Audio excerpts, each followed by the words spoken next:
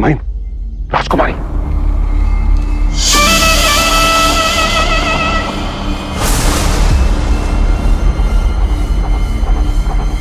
मेरी बहन।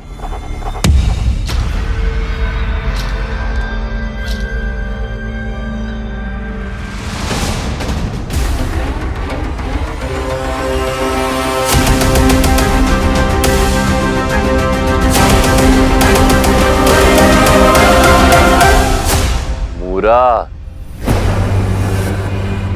प्रतीत होता है तुम्हारे कायर पुत्र के झूठे साहस ने भी उसका साथ छोड़ दिया। कदाचित इसीलिए वो यहां उपस्थित नहीं है। मैं यहां हूं धनानंद।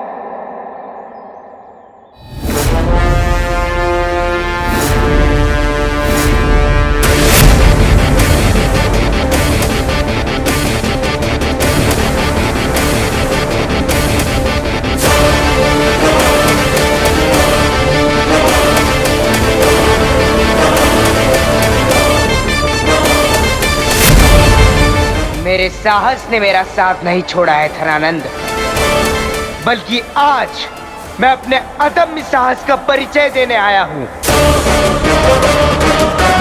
हम दोनों एक ही स्तर पर हैं। यदि तुम्हारे पास हमारी महारानी है, तो हमारे पास भी मगध की राजकुमारी है।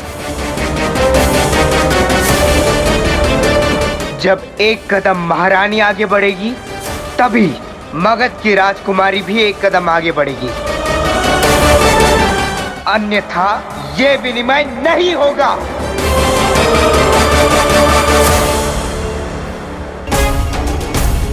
जाओ।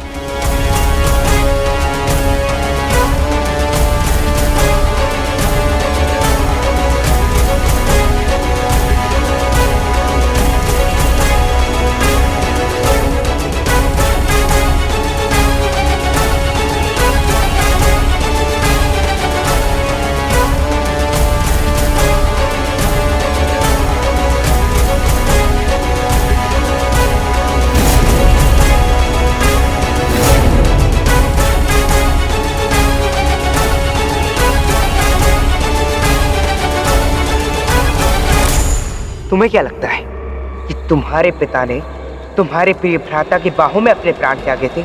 नहीं, वास्तविक सत्य तो यही है कि तुम्हारे प्रिय भ्राता की भुजाओं ने तुम्हारे पिता सम्राट महापद्मानंद के प्राण निकाल लिए थे। उनकी श्वास रुकने तक धनानंद ने उन्हें अपनी भुजाओं में जकड़े रखा था।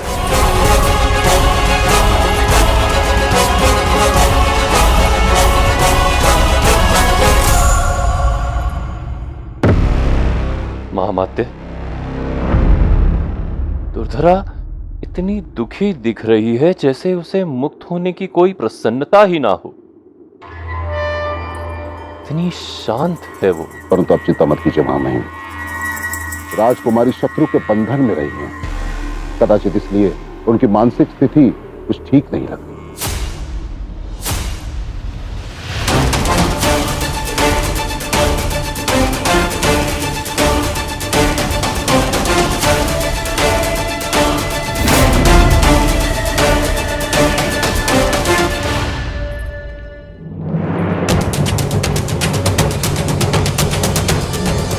आशा करती हूँ कि तुम अपने धूर्त भाई की तरह नहीं बनोगी, क्योंकि तुम्हारे व्यक्तित्व का एक भाग मैंने ऐसा भी देखा जिस पर तुम्हारे भाई की काली छाया अभी तक नहीं पड़ी।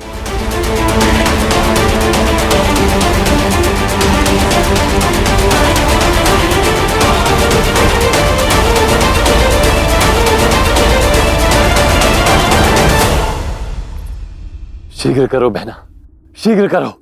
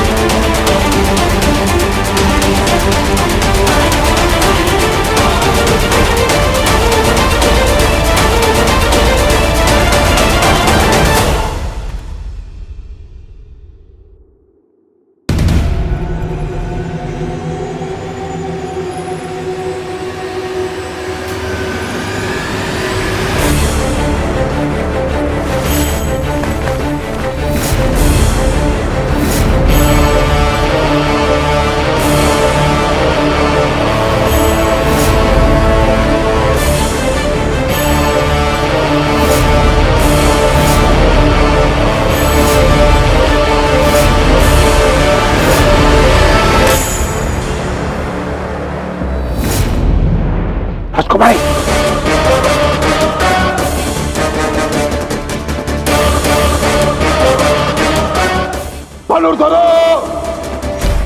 रुक जाओ मूर्खो, मेरी बहन है उसके पास।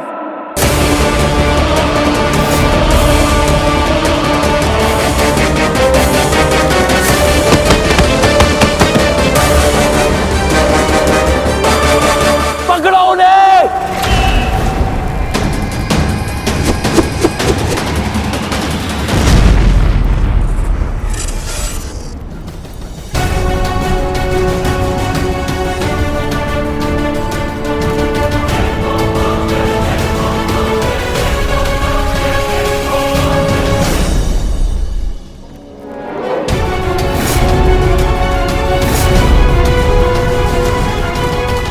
छोड़ दो मुझे, तुमने छल किया है, छोड़ो।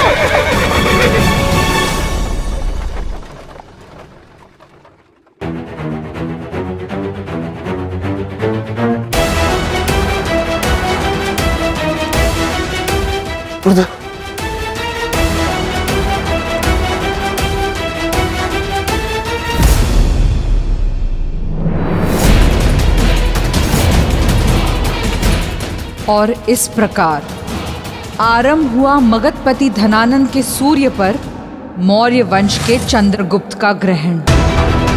राजकुमारी दुर्धरा का चंद्रगुप्त के पास बंदी होने का अर्थ था कि धनानंद के हाथ बंधे थे। ये पहला अवसर था जब धनानंद के सम्मुख एक ऐसी चुनौती थी जिसका कोई तोड़ नहीं था उसके पास। मगधपति सम्राट धनानंद असहाय और असमर्थ था।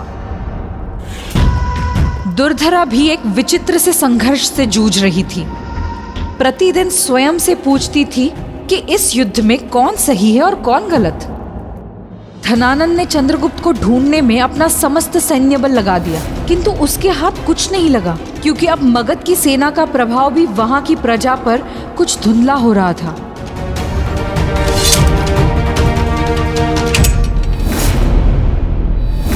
ऐसा प्रतीत हो रहा था कि धीरे धीरे राजकुमारी दुर्धरा भी चंद्रगुप्त और चाणक्य की इस क्रांति के वास्तविक उद्देश्य को समझने लगी थी।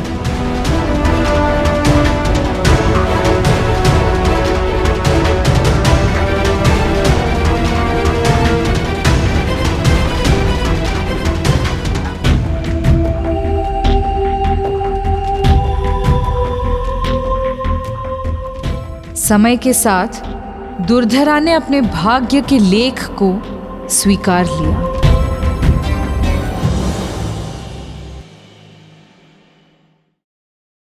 चंद्र,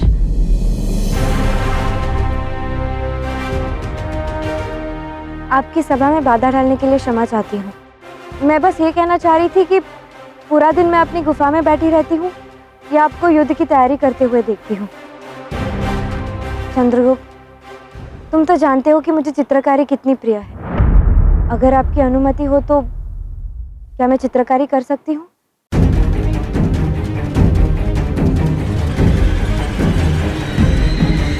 उचित है, परंतु स्मरण रहे, हमारी दृष्टि सदैव तुम पर बनी रहेगी। धन्यवाद। आप चित्रकारी के संसाधनों की चिंता मत करें, मैं स्वयं ही पुष्प और वृषिकाओं से तुलिकाएं और रंग बना दूंगी।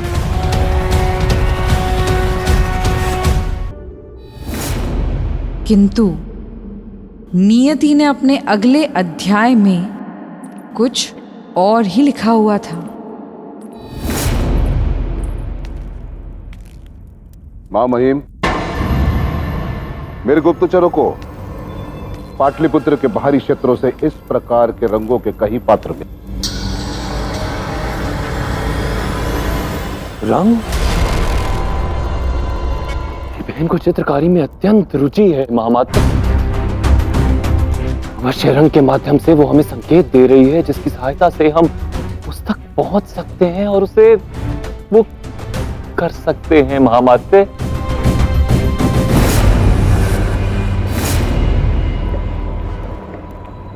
आपका अनुमान उचित है मां में। हमने इस रंग का अनुसरण आरंभ किया था, परंतु दुर्भाग्यवश हमें कुछ नहीं मिला, ना कोई चिन्ह, ना कोई प्रमाण जो हमें राजकुमारी दुर्धरा तक पहुंचा सके। मैं जानती हूँ सम्राट, राजकुमारी कहाँ है।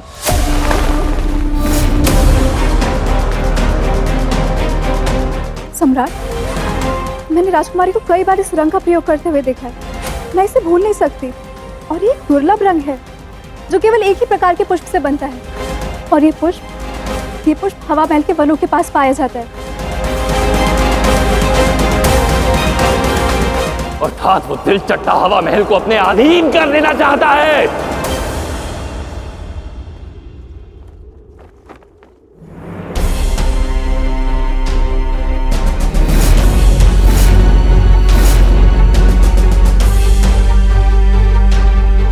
कल सूर्योदय के समय हम हवा महल पर आक्रमण करेंगे। हवा महल हमारे लिए अत्यंत महत्वपूर्ण स्थान है। यदि हम यहाँ अपना आधिपत्य स्थापित करने में सफल हो जाते हैं तो यहाँ हम अपने सैन्य बल के लिए प्रशिक्षण शिविर स्थापित कर सकते हैं ताकि सेना आगामी युद्ध के लिए सज्ज हो सके। यदि हवा महल पिपलीवान की सेना के हाथ लग गया तो उस चंद्रगुप्त का दुस्साहस और बढ़ जाएगा और हमारे हाथ से एक महत्वपूर्ण स्थान निकल जाएगा। हवा महल पर हमारा आधिपत्य धनानंद के लिए एक और बड़ी पराजय होगी। हमारे पास 50 गांव का सहयोग है। क्रांति की ज्वाला भड़क रही है। धीरे धीरे लोगों के मन में से धनानंद का भय कम हो रहा है और हवा महल पर विजय प्राप्त करने से प्रजा का हम पर विश्वास और प्रबल हो जाएगा। उनकी आस को बल प्राप्त होगा कि हाँ, उन्हें भी एक उज्जवल भविष्य मिल सकता है। चंद्रगुप्त को यह अनुमान नहीं है कि मगध की प्रजा को जो वो एक उज्जवल स्वप्न दिखा रहा है वो शीघ्र ही टूटने वाला है। मैं चंद्रगुप्त और प्रजा के स्वप्न को कभी साकार नहीं होने दूंगा। कल सूर्योदय के समय जब हवा महल के अधिकांश सैनिक निद्रामय होंगे तब हम उनकी सुप्त अवस्था का लाभ उठाएंगे और अचानक आक्रमण करेंगे और हवा महल पर आधिपत्य स्थापित कर लेंगे।